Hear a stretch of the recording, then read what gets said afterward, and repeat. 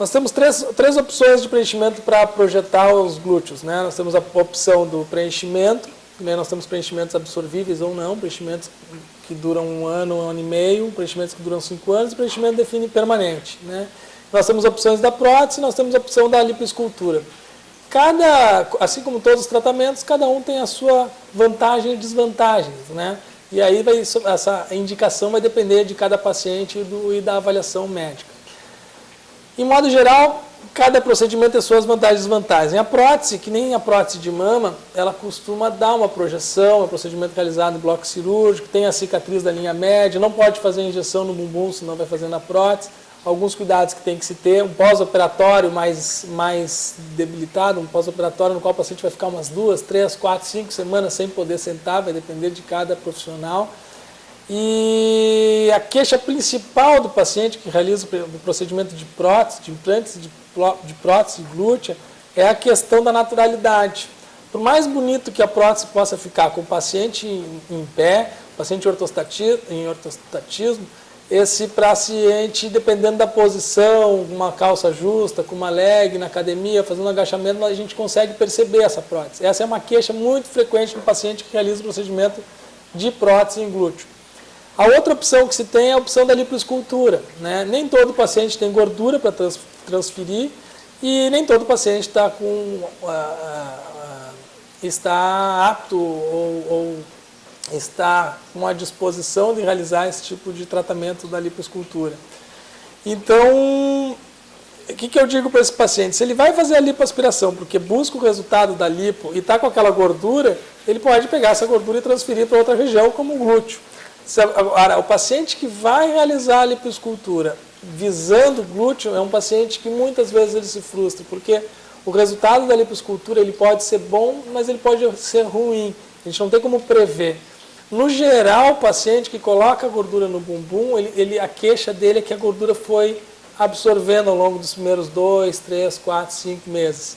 E a gordura ela também não tem uma consistência tão firme quanto alguns preenchedores conseguem, inclusive estimulando o colágeno. Então, no aspecto de resultado, é quase que um consenso de que o resultado do preenchimento ele é mais bonito. Ele é mais natural, a gente não tem como perceber se a paciente tem preenchimento ou não, desde que realizado de uma forma harmônica. Dentre os preenchimentos, nós temos o ácido hialurônico e nós temos o metacrilato. O ácido hialurônico de duração de 1 ano, 1 ano e meio, e o metacrilato de duração permanente. Cada um tem sua consistência, seu resultado final, seu risco, seus benefícios. O ácido hialurônico, para alguns é vantagem a questão dele ser absorvível, para alguns é desvantagem, porque o paciente teria que estar retornando à clínica todos os anos.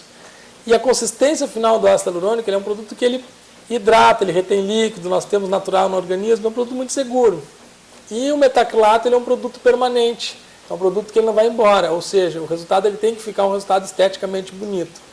A vantagem do preenchimento permanente, além de ser permanente, o paciente não precisar estar retornando à clínica, embora todo mundo envelhece, embora todo o volume que o paciente tem com a juventude, ele vai se absorvendo, vai diminuindo no passar dos anos, mas o preenchimento permanente ele tem um grande estímulo de colágeno, né?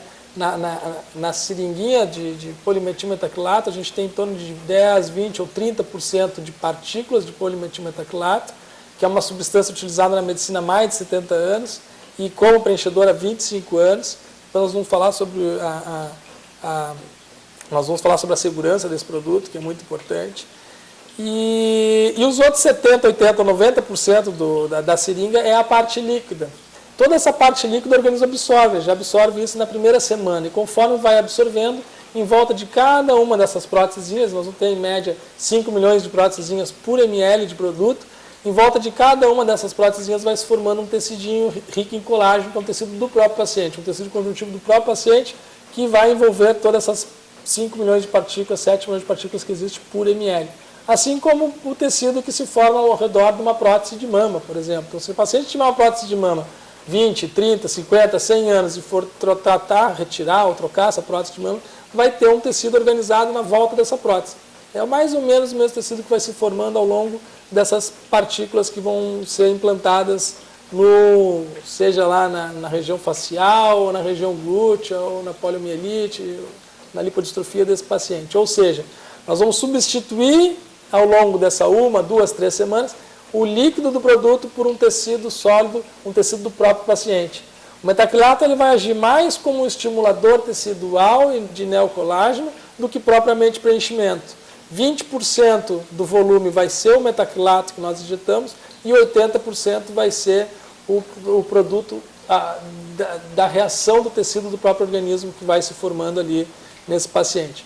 Então, o resultado estético desse preenchimento em glúteo é um resultado estético muito bonito. Ele é um resultado estético que vai dar uma consistência mais firme ao glúteo, ele vai estimular colágeno, vai melhorar a flacidez não só pelo aumento de volume que essa paciente vai ter, mas também pela propriedade do produto que está sendo implantado. Então, existem produtos que hidratam, retêm líquido, e existem produtos que estimulam colágeno, estimulam tecido, como é o caso do metacrilato. Então, em resultado final, ele é um resultado muito bonito. Ele é um resultado muito firme, um resultado que melhora a celulite, melhora o aspecto da pele, melhora a projeção.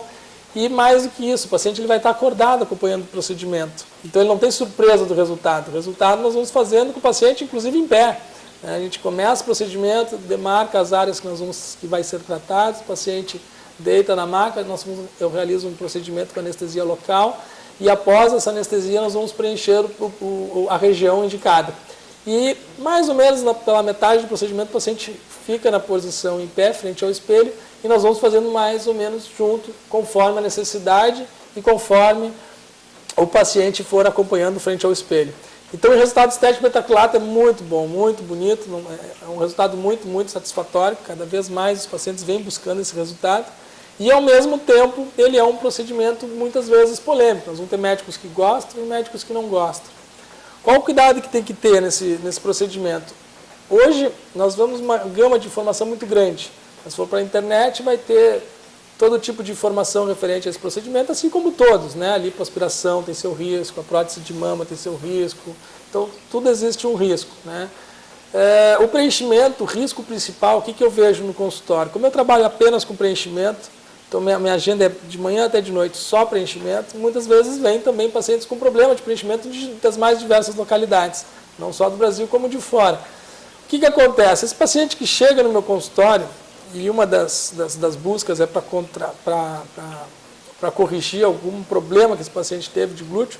Se eu vou perguntar para o paciente, mas onde é que você fez? Ele não sabe. Qual produto colocou? Ele não sabe. Muitas vezes ele fala um nome, mas quando eu vou ver é outro produto. Então, cada produto tem sua propriedade. É muito importante ser um produto com Anvisa, nós já vamos diminuir mais de 90%, 95% das complicações, e ser aplicado de uma forma correta com o médico experiente.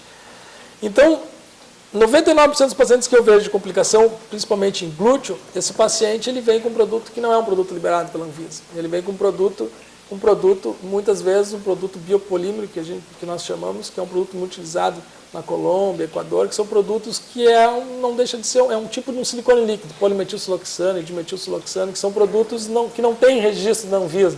Produtos que podem dar um certo grau inflamatório depois da aplicação, produtos que têm algum risco de rejeição. Então, quando esse paciente ele chega para mim, se eu for olhar um pedacinho do produto, fazer uma mini aspiradinha da região, colocar uma agulha e aspirar um pouquinho, eu consigo, com o meu microscópio, analisar e ver qual produto é esse. Mas se esse paciente for um cirurgião plástico, for um dermatologista que não está acostumado com os preenchimentos, ele vai dizer que foi metacrilato, o médico pode achar que foi metacrilato e vai tratar a complicação como se fosse metacrilato. E na verdade não é. Então, isso que vem estigmatizando o paciente, estigmatizando o procedimento de preenchimento no glúteo, mas que é um procedimento extremamente seguro. Eu realizo há 9 anos esse tipo de procedimento, temos mais de 2.000 pacientes que realizou esse tipo de procedimento.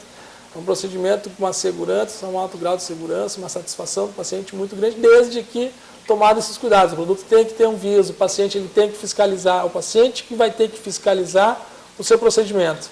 Ele vai ter que ver o produto, ele vai ter que ver a Anvisa do produto, ele vai ter que solicitar o lote do produto para que ele saiba o que está sendo utilizado nele. Os benefícios que o preenchimento de glúteo ele tem frente às outras opções de tratamento é a questão de nós podemos colocar o produto onde realmente o paciente precisa. Nem sempre o paciente precisa a região de projeção posterior do glúteo. Às vezes o paciente precisa de depressão trocantérica, lateral, quadril, pacientes transexuais que precisam de volume em quadril, um paciente que não consegue corrigir com prótese. Além da questão da naturalidade, que nós já conversamos, além da questão do pré e pós-operatório, Então, hoje o paciente ele pode vir à consulta médica e muitas vezes realizar o procedimento no mesmo dia, né? O pós-operatório desse paciente é um pós-operatório muito mais tranquilo do que o procedimento cirúrgico. Ele consegue ter atividades diárias normais, como sentar, dirigir, trabalhar, e com certo desconforto, mas ele consegue fazer todas as atividades. Como o produto passa por todo aquele processo da transformação do líquido para um tecido, esse processo demora em torno de 7 a 10 dias, é o tempo mais ou menos aproximado que o preenchimento ele permanece da forma líquida na região implantada. Então, nesses 7 a 10 dias, a gente evita de fazer exercício com a região tratada, né? Seja academia, exercício aeróbico, esteira, ciclismo. Então, esses seriam os cuidados pós-procedimento que nós temos com o preenchimento de glúteos.